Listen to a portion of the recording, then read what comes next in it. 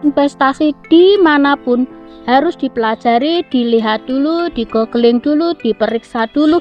Ini dari pengawasan siapa, terdaftar di mana. Nah, baru kawan-kawan mulai berinvestasi di investasi tersebut, di investasi manapun seperti itu. Jadi kawan-kawan tidak asal-asalan menaruh uang ya.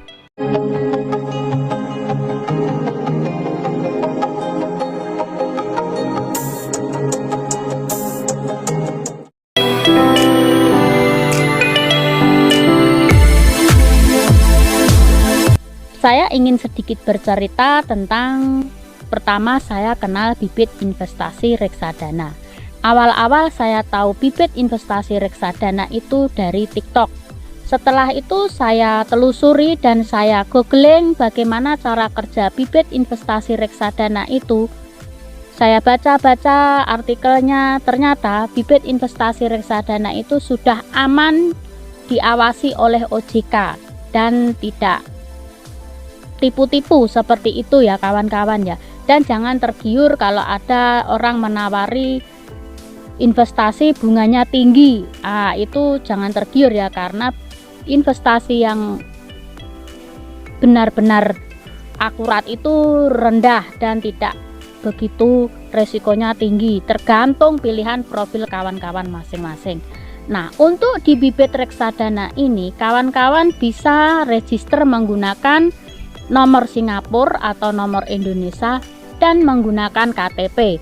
Jika kawan-kawan ini menggunakan paspor juga bisa, tergantung pilihan kawan-kawan masing-masing.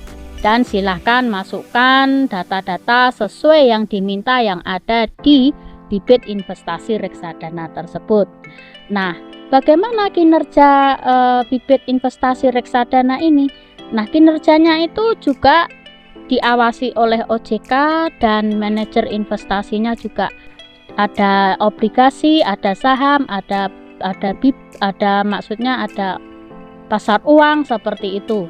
Nah, untuk resikonya kawan-kawan ini bisa menentukan sendiri. Ada resiko profil moderate, ada konservatif, ada agresif seperti itu. Nah, kawan-kawan bisa tentukan nilai portofolio kawan-kawan masing-masing, karena di situ akan menentukan besar kecilnya keuntungan kawan-kawan tergantung profil resiko kawan masing-masing.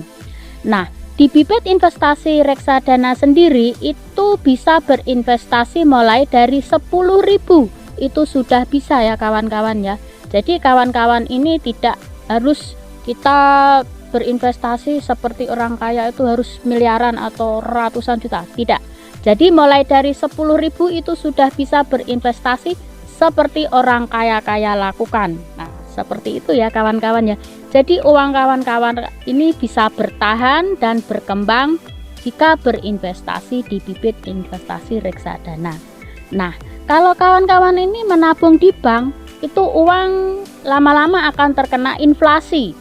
Inflasi itu nanti akan turun, nah hilang, habis sendiri seperti itu. Jadi kalau diinvestasikan akan bertahan dan berkembang sesuai kawan-kawan ini berapa mau memasukkan seperti itu.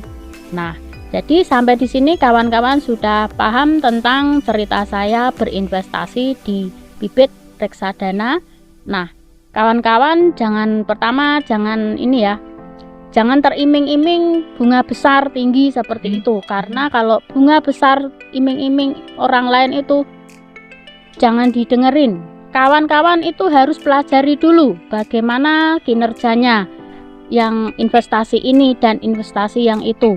Nah, kalau kawan-kawan tidak dipelajari dulu dan tidak dimengerti dulu asal ikut-ikutan, nah nanti resikonya kawan-kawan tahu-tahu uang habis, hilang seperti itu.